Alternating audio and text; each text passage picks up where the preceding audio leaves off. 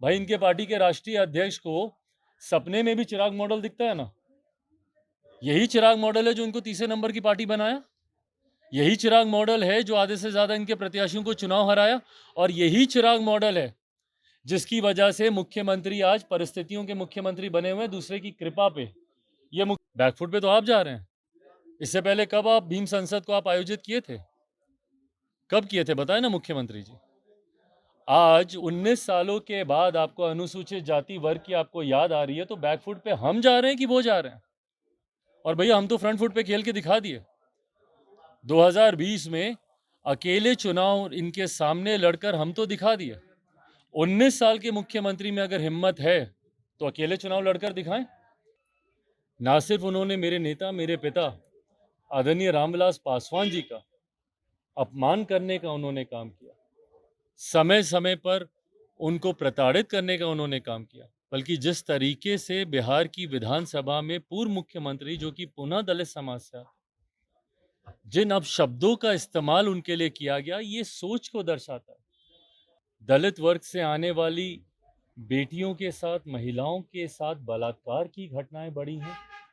भीम संसद करने मात्र से आप अपने आप को इस वर्ग का हितैषी दिखाने का प्रयास जो आप कर रहे हैं, जबकि हकीकत है, और ये बात किसी से छुपी नहीं है, कुछ दिनों पहले प्रधानमंत्री जी ने भी इस बात का जिक्र किया कि किस तरीके से दलित विरोधी सोच मुख्यमंत्री नीतीश कुमार जी रखते हैं। मुख्यमंत्री नीतीश कुमार जी ने अनुसूचित जाति वर्ग से आने वाले लोगों के लिए किया क्या?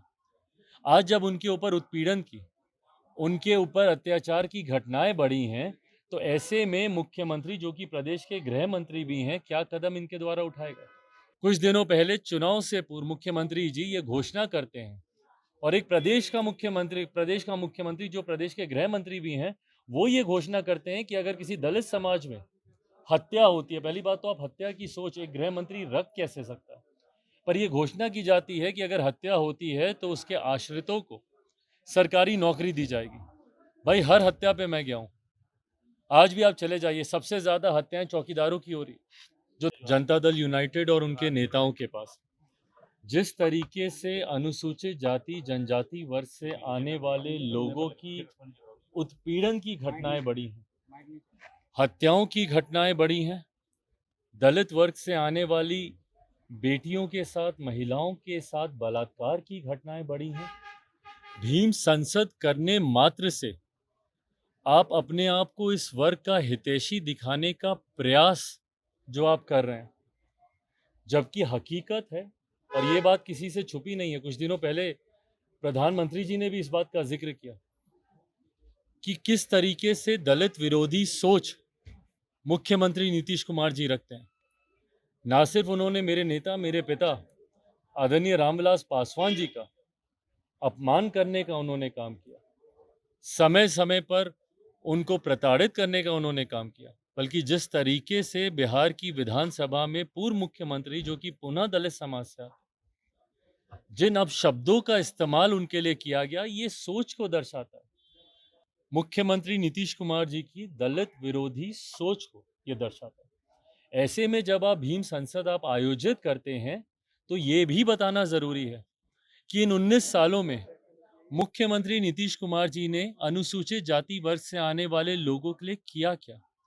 आज जब उनके ऊपर उत्पीड़न की, उनके ऊपर अत्याचार की घटनाएं बढ़ी हैं, तो ऐसे में मुख्यमंत्री जो कि प्रदेश के गृह मंत्री भी हैं, क्या कदम इनके द्वारा उठाएगा? इन्होंने अनुसूचित जाति को बांटने का काम तो किया, दलित को महादलित करने का आपने काम किया, पर महादलित वर्ग बनाते वक्त जो वादे इनसे किए गए थे, क्या उन वादों को पूरा किया? 3 दशमलव जमीन देंगे तो फलाना तो ढिमकाना, कितनी बातों को पूरा किया गया?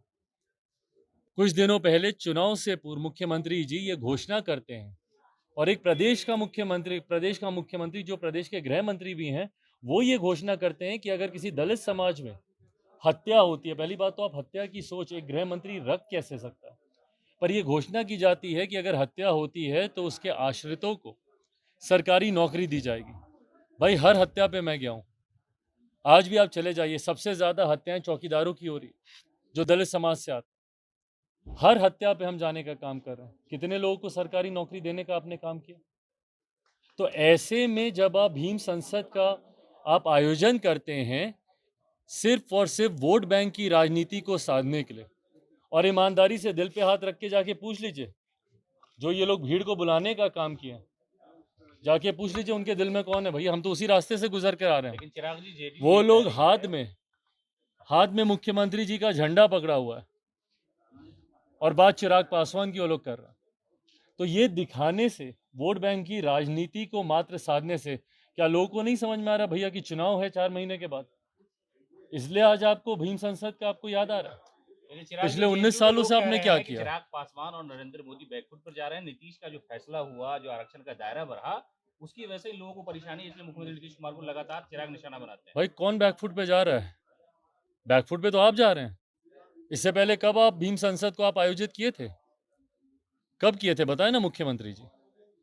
आज 19 सालों के बाद आपको अनुसूचित जाति वर्ग की आपको याद आ रही है, तो बैकफुट पे हम जा रहे हैं कि वो जा रहे हैं? और भैया हम तो फ्रंट फुट पे खेल के दिखा दिए। 2020 में अकेले चुनाव इनके सामने लड़कर हम तो दिखा दिए। 19 साल के मुख्यमंत्री में अगर हिम्मत है तो अकेले चुनाव लड़कर दिखाएं। भाई इनके पार्टी के राष्ट्रीय अध्यक्ष को सपने में भी चिराग मॉडल दिखता है ना। यही चिराग मॉडल है जो उनको तीसरे नंबर की पार्टी बनाया। यही चिराग मॉडल है जो आधे से ज्यादा इनके प्रत्याशियों को चुनाव हराया। और यही चिराग मॉडल है जिसकी वजह से मुख्यमंत्री आज परिस्थितियों के मुख्यमंत्री बने हुए, दूसरे की कृपा पे ये मुख्यमंत्री बने हुए। और यही चिराग मॉडल है जिसकी वजह से विवश होकर आज इनको भीम संसद आयोजित करने की जरूरत पड़ रही है। नहीं तो अनुसूचित जाति वर्ग को ये लोग कुछ समझते थे? हाँ, किस तरीके की भाषा का इस्तेमाल किया गया था पूर्व मुख्यमंत्री जीतन राम मांझी जी के लिए? किस तरीके की भाषा का इस्तेमाल किया गया था? अरे इसको कोई जानता है, हमारी मूर्खता से ये मुख्यमंत्री बने। तू तड़ाक की भाषा का इस्तेमाल किया गया। ये सोच है मुख्यमंत्री की अनुसूचित जाति वर्ग से आने वाले लोगों को लेकर। ऐसा कहा जा रहा है कि जमुई की तैयारी कर रहे हैं अशोक चौधरी, उसी का पावर है, आप ही के सामने आकर लड़ेंगे। भाई करें इसी का तैयारी है, भीम भाई, संसद एक बिल्कुल बहाना है, तैयारी इसी की। बिल्कुल करें ना। हम तो कह रहे हैं लोकतंत्र है, कोई कहीं से भी चुनाव लड़ सकता है, पर तैयारी करना और चुनाव जीतने में बहुत फर्क होता है। चलिए, थैंक यू।